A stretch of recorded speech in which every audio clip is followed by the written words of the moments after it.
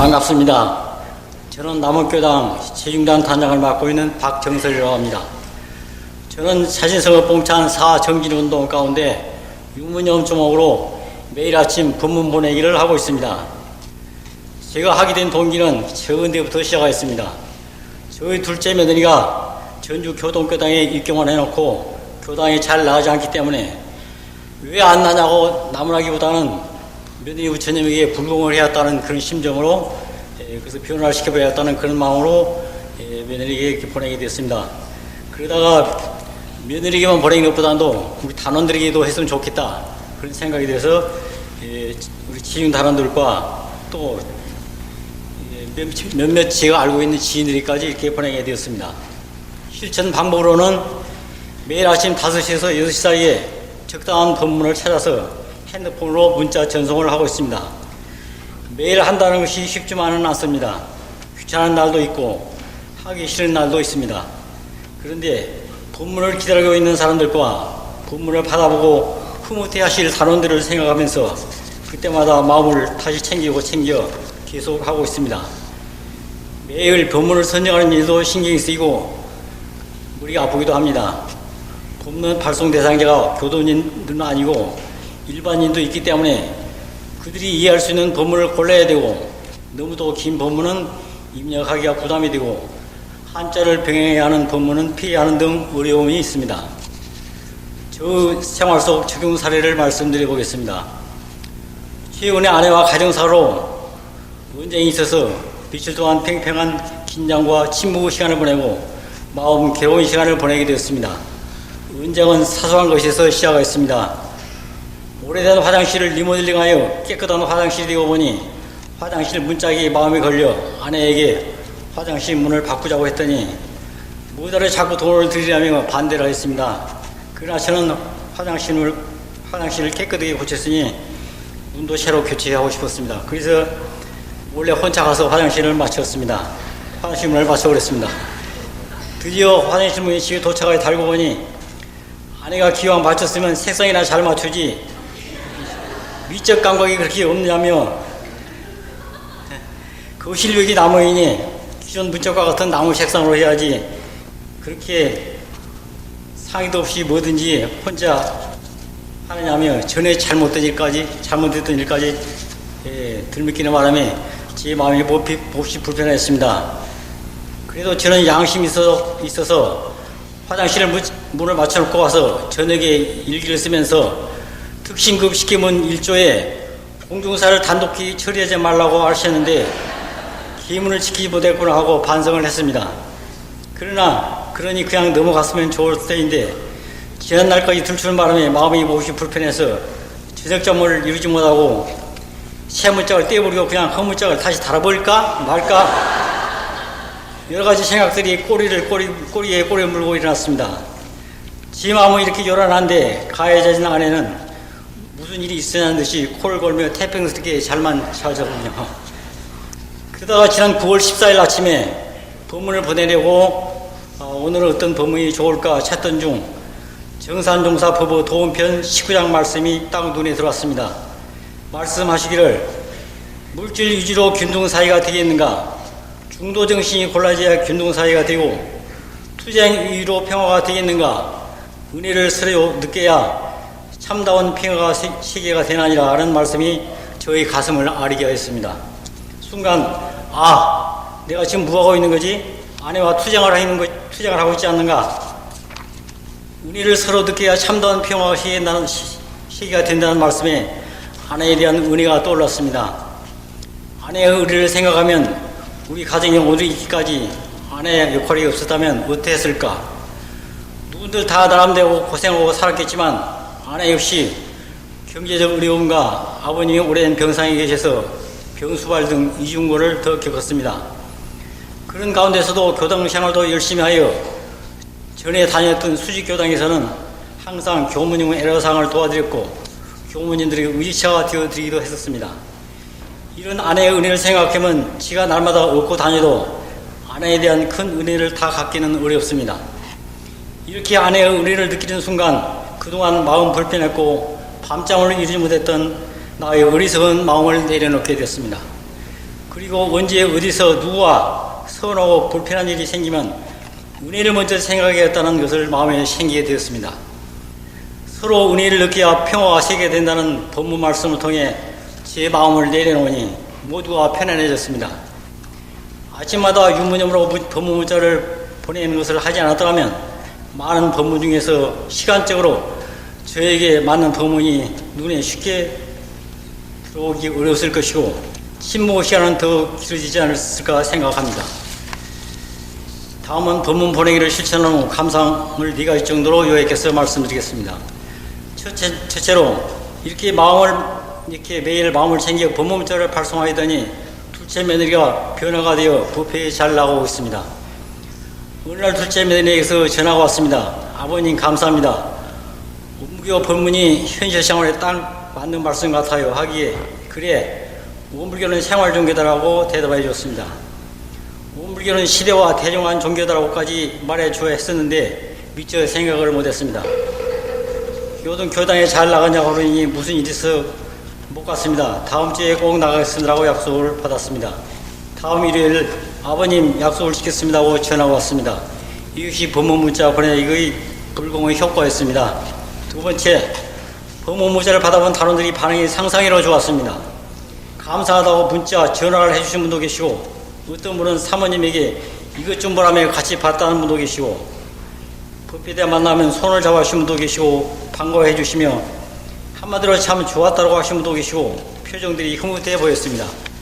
어떤 단원은 매일 아침 법문이 기다려진다고 하시는 분도 있으니 제가 질문 하나 더 진것 같다 부담스럽기도 합니다만 보람도 느낍니다. 세 번째, 교도 아닌 일반 지인들에게 고맙다는 말을 들었을 때는 교장 원장님께서 상대방을 보고 한번 웃음만 줘도 1% 교화라고 말씀하셨는데 원불교를 모르는 일반 지인들에게 법문을 보내주는 일이 몇 프로라도 교화를 한 것 같습니다.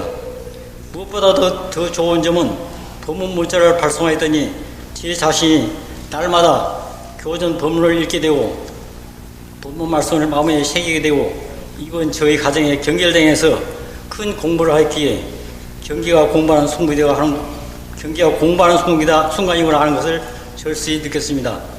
앞으로도 지인들에게 한두 명씩 더 늘려가면서 법문을 전달하고 원불교를 알리는 데 조금이나마 보탬이 되도록 하겠습니다. 감사합니다. 저는 연제교당 김원영입니다. 항상 감사 생활하자는 주제로 발표를 할까 합니다. 저는 항상 사하님의 은혜 속에 생활하고 있습니다.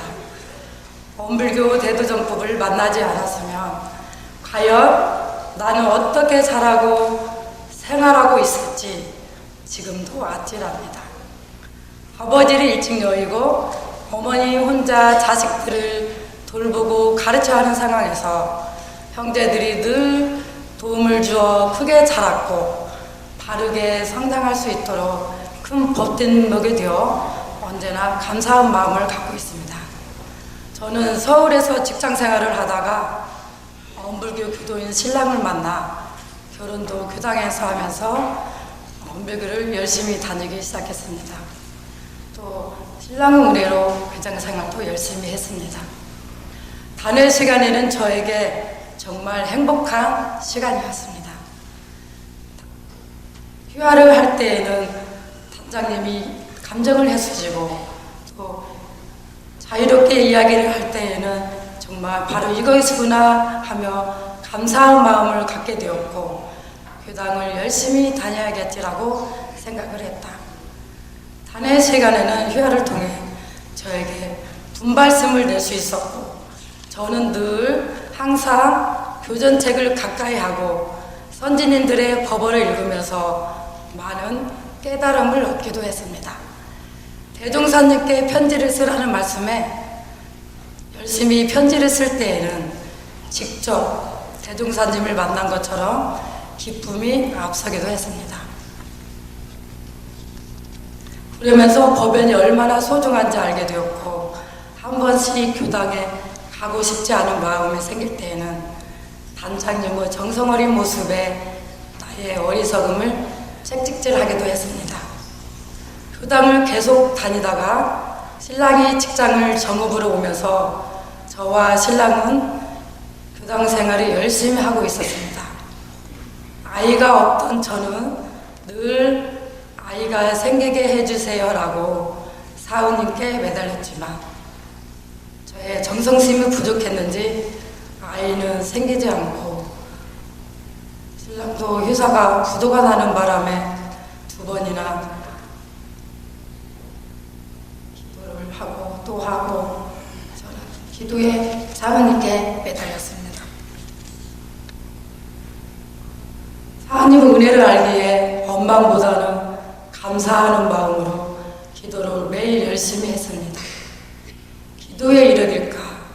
신랑은 직장에 취직이 되어 지금까지 교장생활 열심히 하고 늘 보살 같은 행동으로 저에게 힘이 되기도 합니다.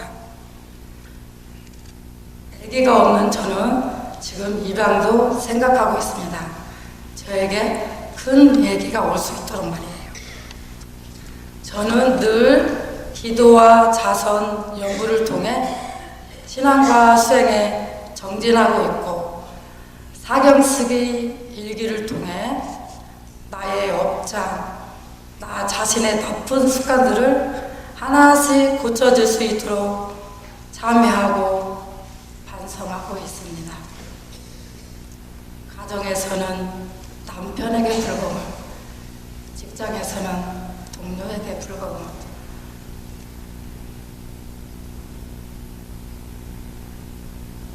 교당에서는 소중한 법인들에게 불공하는 것은 원불교의 인과와 이치를 알기 때문입니다.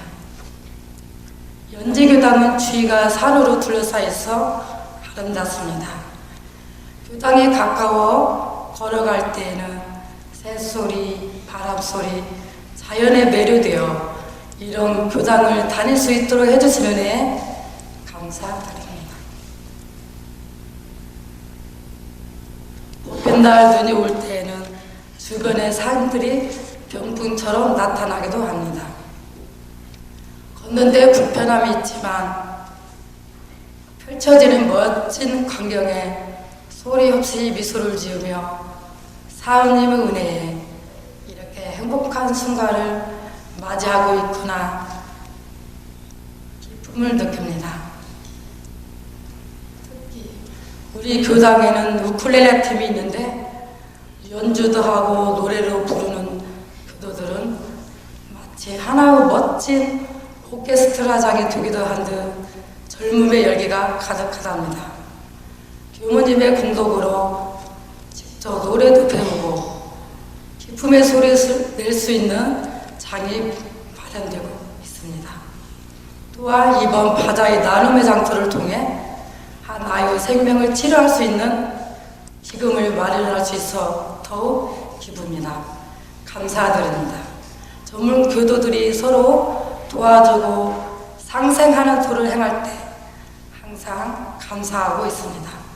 서로 도와주고 격려해주고 진급의 길로 가도록 말입니다. 엄불교를 만나 소중한 사은의 은혜를 알게 되었고 조금씩 사막을 병진하려는 나 자신을 발견하면서 점점 성불의 문을 노크를 하고 싶습니다. 힘들고 지치고 짜증날 때에는 신고로서 편안하고 여유로운 신앙인이 되도록 기도를 하고 생활 속에서 불공, 공부 속에서 늘 하나하나의 인격을 이루어가도록 서원하고 있습니다. 벌써 11월입니다. 사실 순환의 이치 속에 생로병사 희노애락 인과범을 마음속으로 생각하면서 매 순간 감사심으로 생활하려고 하고 있습니다. 우리 은혜 속에 이렇게 만났네 노래처럼 늘 일체유순조 용시법을 늘 대조하면서 매 순간 감사하는 마음으로 생활하고 있습니다. 여러분들도 항상 감사처럼 생활하시기 바랍니다. 감사합니다. 역전에서 10년 장사한 얼마 안 되는 돈은 장사를 정리한 후 남편이 주식에 투자를 했는데 미국 쌍둥이 빌딩이 무너지면서 우리 살림도 무너지고 말았습니다. 아들 미련을 버리지 못해 늦게 낳은 딸을 데리고 다시 살 길을 찾는데 다시는 하지 않겠다던 식당을 소자본으로 몇 사람이 망하고 간 자리로 들어가 둘이 손수 수리를 하면서 순댓국을 전문으로 하고 간판을 세웠어요. 반응이 좋았습니다. 열심히 일했고 장사도 잘 되었어요. 하지만 좋은 일 뒤에는 항상 조심하지 않으면 나쁜 일이 일어난다고 바쁜 식당 일에 육체적 피로는 심했고 일하는 사람들끼리 분쟁도 일어나서 일할 사람은 없고 식당을 그만두고 싶은 마음이 굴뚝 같았습니다. 그러나 교전을 읽고 또 읽으며 초심을 잃지 말자고 다짐하며 마음을 고쳐먹었습니다. 손님은 날로 많아졌고 운영하는 실력도 늘어서 아주 잘하고 있을 때 또 위기가 찾아왔어요. 저희 식당 손님 중에 제 식당에서 밥을 먹었더니 배가 아프다고 신고를 한 일이 있었습니다. 일단 신고가 들어왔으니 주무관청에서는 조사를 나와서 식당 이것저것을 살펴보고 시정사항을 늘어놓았습니다. 처음에는 그 상황이 너무 당황스럽고 신고한 사람이 미웠지만 이내 마음을 고쳐먹고 식당을 더 깨끗이 정리하고 위생을 신경 써서 더 큰일이 벌어지지 않게 하고 경계에 대한 경고인가 하고 주의를 정리하니 마음이 편했고 별탈 없이 그 손님도 조용해졌어요. 참 감사했습니다. 월세로 들어갔던 가게도 샀고 평소에 제가 쓰고 싶었던 돈도 마음 졸이지 않고 쓰는 지금은 남들이 말하는 부자가 되었어요. 요즘엔 참으로 평범하게 잘 살고 있습니다. 일찍 새벽밥을 해주러 출근하면서 오늘도 진리 안에서 순리대로 살게 해주소서 기도하고 저녁엔 감사기도 드립니다. 저희 시댁엔 구남매를 둔 시어머님이 계시는데 91세 때 쓰러지신 후 기력이 없으세요. 2년이 지났는데 겨우 누워 계시다가 화장실이나 가실 정도로 혼자서는 식사 해결을 못 하십니다. 당신 집이 편하시다고 다른 자식 집으로도 안 가시고 고집을 내셔서 가족 회의를 했는데 어머니는 절대 요양병원에는 안 가신다고 하니 아들, 며느리, 딸들은 다들 바빠서 시중 들 사람이 없어 조용할 때 저도 모르게 어머니 식사는 제가 책임을 지겠다고 선포를 하게 됐어요. 가족들끼리 눈치 보는 것도 싫었고 적어도 원불교인이라면 아프신 어머니의 마음을 편하게 해드려야 옳은 것 같아서 제가 책임을 졌습니다. 가까운 거리지만 쉬운 일은 아니었어요. 매일 가게 일하면서 하루도 빠짐없이 밥을 나르는 저를 동네 어른들은 대견하게 생각하고 면민의 날에 효부상을 주자고 추천을 해주셔서 올봄에 효부상도 받았습니다. 50이 조금 넘은 중년인 제가 범 높으신 어르신들 앞에서 저의 살아온 이야기를 늘어놓아 보았습니다. 앞으로도 열심히 잘 살 수 있도록 지켜봐 주시고 저 또한 열심히 살아오신 어르신들 존경하고 배우면서 감사 생활하며 살겠습니다. 감사합니다. 하겠습니다. 저희 아들은 공기업에 다니고 있습니다. 그리고 차장 승진 시험을 준비를 하고 있었습니다. 밤낮을 모르게 열심히 공부하는 모습을 보고 아빠로서 어떻게 해줘야 할 일이 무엇인가 하고 고민 중에 때마침 저희 교당에서는 백년성업 및 또 자신 성업봉찬을 위한 반백일 전반기 반백일 기도를 준비 중에 있었습니다. 그래서 이를 제가 놓칠세라 이 반백일 기도에 같이 동참을 하면서 전 교단적으로 전개되고 있는 사정진 운동의 기도정진을 유무념 조목으로 서원을 하고 기도에 임했습니다.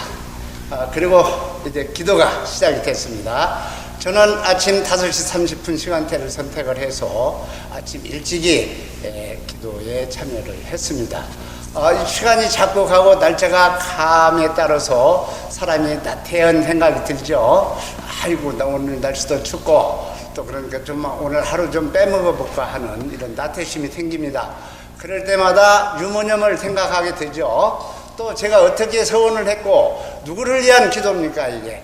자식을 위한 기도가 아니겠습니까? 그래서 이걸 또 마음적으로는 그렇게 생각을 하면서도 몸이 안 따라주니까 벌떡 자리에서 일어날 수가 없습니다.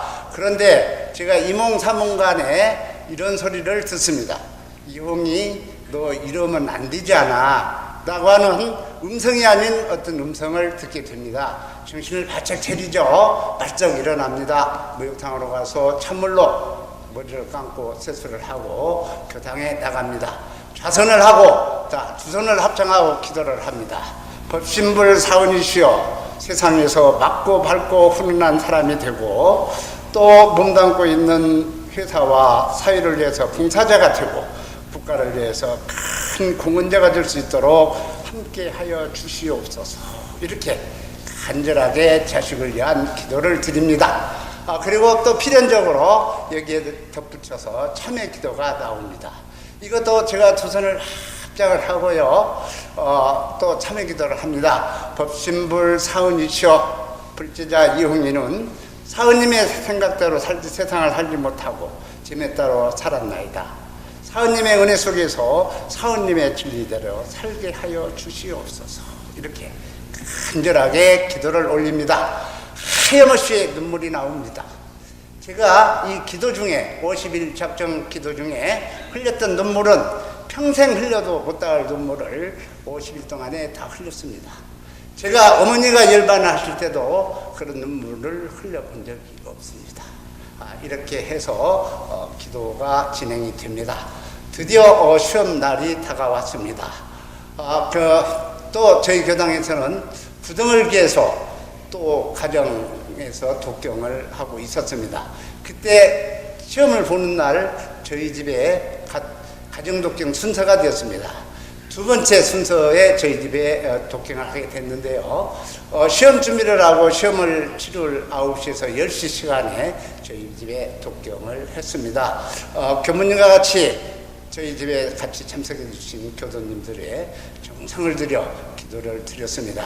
저희 교무님이 첫 번째 울리는 그 경종의 여운 소리가 붕 하는 소리와 함께 우리 전체 교도님들과 교무님들이 드리는 그 기도의 이력이 시험 준비를 하고 시험 장소에 앉아있는 아들에게 같이 전달이 되었을 것이라고 하는 확신을 갖게 됩니다. 그래서 환희를 느끼죠. 자, 이렇게 준비를 다 하고 기도는 계속 진행이 됩니다. 자, 합격자 날짜를 기다리고 있습니다. 자, 최선을 다했습니다. 결과는 사님께 맡기기로 했습니다. 마음이 편안합니다. 자, 합격자 날이 되었습니다. 자, 전화가 왔습니다. 아버지, 딱 하는 순간 예감이 옵니다. 아, 되었구나 하는 순간 아버지 저 합격했어요 라는 소리가 들립니다. 제가 그 전화를 다방에서 손님을 만나는 중에 그 전화를 받았습니다. 주의 의식할 거 없습니다. 사은님 감사합니다 소리가 그냥 나오는 거예요. 그 환희는 겪어보지 않는 사람은 이를 말할 수가 없습니다. 이게 어떤 환희가 그런 환희가 있습니까? 사은님 감사합니다. 제가 그 뒤로 말을 못 듣고 있습니다. 아버지 우세요? 이렇게 아들이 물어봅니다. 오냐? 참 좋다. 그래, 수고 있다. 고맙다. 라는 말밖에는 할 소리가 없었습니다. 그리고 또 기도가 계속 진행이 되고 또 발령을 본사로 발령을 받아서 지금까지 근무를 잘하고 있습니다. 그래서 제가 이번 기도를 통해서 제가 느낀 것은 지금 교무님에 대한 보는 시각이 달라졌습니다. 위대하게 보이시고 참 훌륭하게 이렇게 보였습니다. 그리고 제가 또 정산종사님 말씀이 생각이 났습니다. 조만은 있을지언정 못 이룬 일이 없나니라고 하는 그런 법문 생각이 났습니다. 지금 당장 이루어지지 않더라도 언젠가는 이루어질 것이다. 설상 지금 이루어지지 않더라도 이거는 시간이 아직 안 됐다라고 하는 이런 생각을 이런 감각을 받았습니다. 자, 이제 마무리하겠습니다. 저는 기도는 예를 들어서 원력을 굳게 세우고 또 정신을 가다듬고 이렇게 사무친 기도를 해야 위력을 얻을 수 있다는 확신을 가집니다. 그리고 우리가 세상에 살다 보면은 어떤 순경이나 역경 경계가 찾아올 수 있습니다. 이것을 신세 타령으로 8차 타령으로 넘기지 마시고 예를 들어서 더욱 정진하고 적응해서 이 단계를 끌어온 데서 생활에 행복을 찾는 우리 교도님들이 되시기를 바라면서 이상 말씀 마치겠습니다. 감사합니다.